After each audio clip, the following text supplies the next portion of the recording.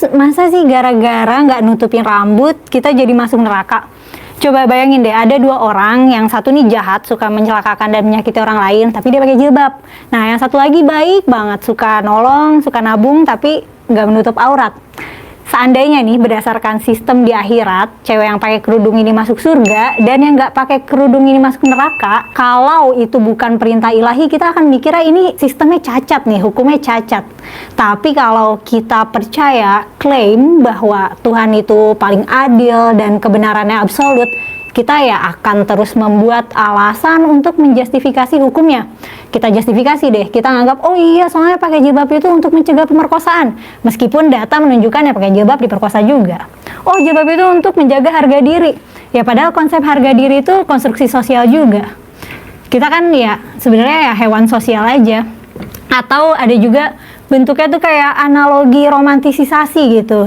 Jadi cewek yang pakai jilbab tuh bagaikan mutiara, bagaikan berlian atau apalah yang indah-indah, yang indah dan berharga. Nah, kalau yang nggak pakai kerudung, jadi gorengan lah, jadi lollipop tidak berbungkus disemutin lah. Nah, itu kan padahal kayak ideation kita aja, pelabelan kita aja. Sebenarnya padahal pakai jilbab nggak pakai jilbab sama aja manusia. Dan penutup kepala itu idealnya itu harusnya nggak bikin seseorang lebih mulia dari orang lain. Orang itu cuma sehelai kain kok.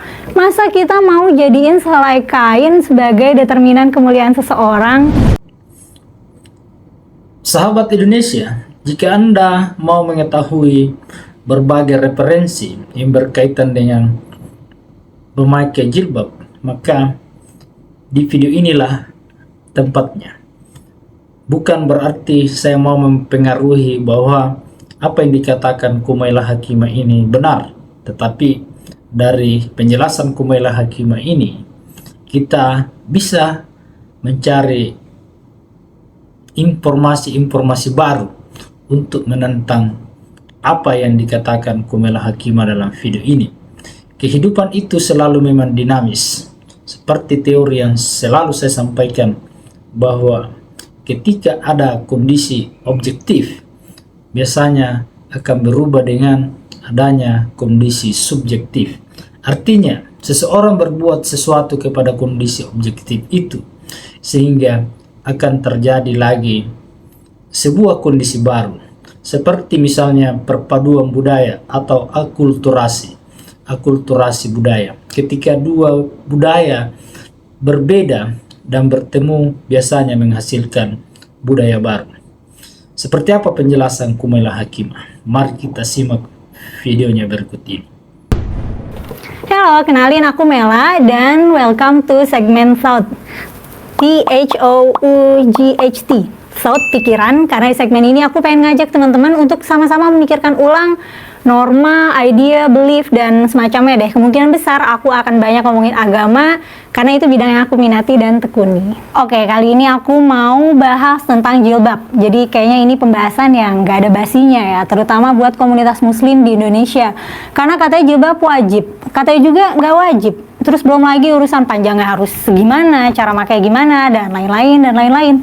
Di Iran sekarang ini jilbab tuh big deal banget, sampai orang-orang pada protes. Dan aksi protesnya itu memakan korban jiwa banyak, karena aksi brutal penegak hukum yang nertibin cewek-cewek yang nolak pakai kerudung.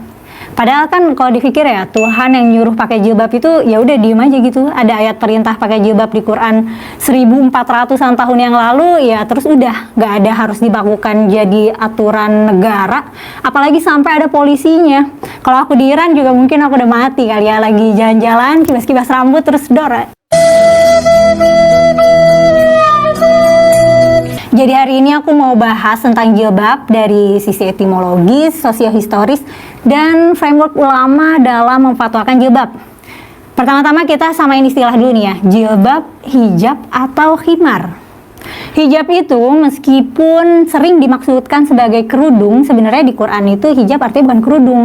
Kalau di Quran ada kata hijab, itu artinya pemisah atau penutup, tapi bukan penutup as in pakaian gitu.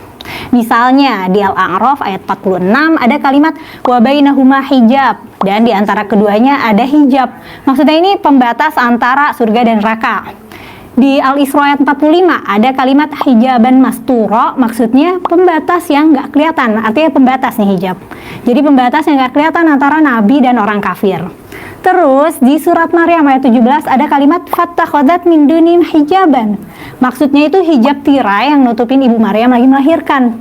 Nah, masih banyak lagi ayat yang ada kata hijabnya tapi artinya nggak pernah kerudung ya. Sementara itu jilbab emang kata yang dipakai di ayat perintah berjilbab. Di surat Al-Ahzab ayat 59 ada ayat yang bunyinya, wahai Nabi tolong sampaikan ke istri-istri kamu, ke anak perempuan kamu, ke cewek-cewek beriman lainnya, yudnina alaihinna min jalabibihin gitu. Suruh pakai jilbab untuk nutup seluruh tubuh. Nah, jalabib ini bentuk jamak dari kata jilbab. Jadi emang istilahnya jilbab ya. Terus mungkin kamu pernah dengar orang nyebut kerudung dengan kata himar. Jadi himar itu emang merupakan selendang yang udah ada dan dipakai dari sebelum Islam datang. Biasanya disangkutin di kuping, tapi dadanya tetap terekspos. Nah, makanya istilah himar di Quran itu bunyinya waliyadribna bikhumurihinna ala jubihin, julurkan himar untuk tutupin dada. Nah, sekarang kita ngomongin tujuannya nih. Kenapa cewek-cewek di masa itu disuruh pakai jilbab? Nah, dulu pas zaman Nabi tahun 600-an itu, kakus itu kan belum kayak toilet modern kayak sekarang ya. Tempat kakus tuh lumayan berjarak sama pemukiman. Jadi kalau cewek-cewek pada kebelet nih malam-malam, mereka jadi harus ke tempat kakus yang jauh dari pemukiman dan gelap-gelapan. Dan iya nggak aman, jadi suka digangguin bahkan diperkosa. Terus turunlah ayat yang memerintahkan pakai jilbab, Al-Ahzab yang 9 tadi. Katanya supaya ayyurafna fala yu'dzin, supaya bisa dikenali dan gak diganggu. Dikenali di sini itu maksudnya adalah dikenali sebagai wanita yang merdeka dan terhormat ya, bukan dikenali sebagai muslim. Jadi tujuan utamanya bukan untuk identitas sebagai muslim.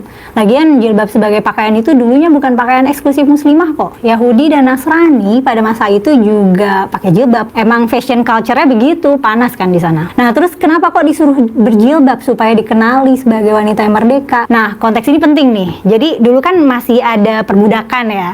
Jadi cewek tuh ada yang cewek merdeka, ada yang cewek budak atau hamba sahaya. Nah, perbudakan ini bukan karena Islam yang enable ya emang dari sebelum Islam ada, situasi sosialnya emang begitu saat itu. Nah, perintah pakai jilbab itu buat status sosial supaya nggak diganggu. Karena wanita merdeka nggak boleh diganggu, they belong to a tribe. Dulu kan hidupnya bersuku-suku. Nah, sesama suku tuh saling melindungi. Kalau ada orang dari suku lain ngeganggu seseorang dari suku tertentu, ya itu berarti ngajak ribut satu suku. Perang suku saat itu emang umum. Nah, sedangkan hamba saya ini nggak belong to a tribe. Dia bukan bagian dari suku atau klan tertentu. Bahkan dia nggak memiliki dirinya sendiri, nggak punya otoritas atas dirinya sendiri. Dia diperjualbelikan dan terserah tuannya tuh cewek mau diapain. Nah, cewek budak nih nggak punya pelindung. Jadi kalau digangguin ya udah. Kedengarannya kejam ya. Nanti kapan-kapan aku cerita deh soal perbudakan sebelum dan setelah Islam. Tapi sekarang kita fokus jilbab dulu. Nah, terus perintah jilbab yang lain itu yang julurkan himar ke dada itu, konteksnya itu karena ada salah satu istri Nabi yang nyeletuk komplain ada seseorang yang pakai himar tapi dada terekspos. Jadi bukan cuma jilbab sih ya, tapi kebuka gitu. Dia bilang itu, dia komplain gitu, itu sejelek-jeleknya pakaian gitu. Nah, terus muncul perintah dari Tuhan suruh julurin himar ke dada. Jadi ya alasannya ayat itu turun itu untuk modesty, untuk kesopanan. Jadi itu ya alasannya diperintahkan berjilbab untuk status sosial supaya dikenal sebagai wanita merdeka, dan disuruh nutupin dada itu untuk kesopanan. Nah, kalau soal masuk neraka di Quran sih nggak ada sampai mention konsekuensinya sejauh itu ya. Nah, sekarang kita masuk nih ke gimana ulama nyusun framework untuk menghasilkan fatwa. Jilbab ini kan lumayan beragam ya fatwanya, ada yang bilang wajib, ada yang bilang anjuran aja. Nah, kebanyakan ulama itu literal banget cara kerjanya. Kalau di teksnya bilang A, ya harus A, meskipun A itu misalnya udah nggak relevan lagi sama konteks terkini. Ya, kalau teksnya bilang A, tetap harus A. Sementara itu ada ulama yang selalu mendahulukan konteks. Jadi dilihat dulu nih, konteksnya masih relevan nggak? Masih relevan nggak sama alasan perintah jilbab tadi? Jadi arahan dari scripture, dari teksnya itu nggak diikutin gitu aja tanpa reasoning. Kalau konteks Indonesia 2022, menurut kamu berjilbab itu masih relevan nggak? Dan kalaupun relevan, alasannya relevan juga nggak sama alasan perintah jilbab di Quran? Soalnya ya, di beberapa situasi sosial, pressure untuk berjilbab itu tinggi gitu. Kalau nggak berjilbab, takut dapat hukuman sosial. Atau bisa juga sih lingkungannya justru nge-pressure untuk nggak berjilbab ya, bisa juga sih. Nah, untungnya di Indonesia, selain Aceh ya, nggak pakai jilbab di komunitas muslim ya paling hukumannya hukuman sosial ya, nggak dipukulin sampai mati kayak di Iran.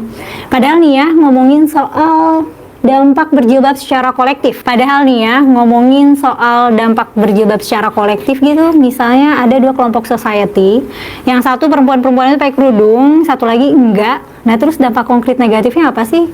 Showing hair doesn't hurt anybody. Ya ideal begitu, tapi ya ada aja kelompok yang terganggu banget kalau cewek nggak pakai kerudung.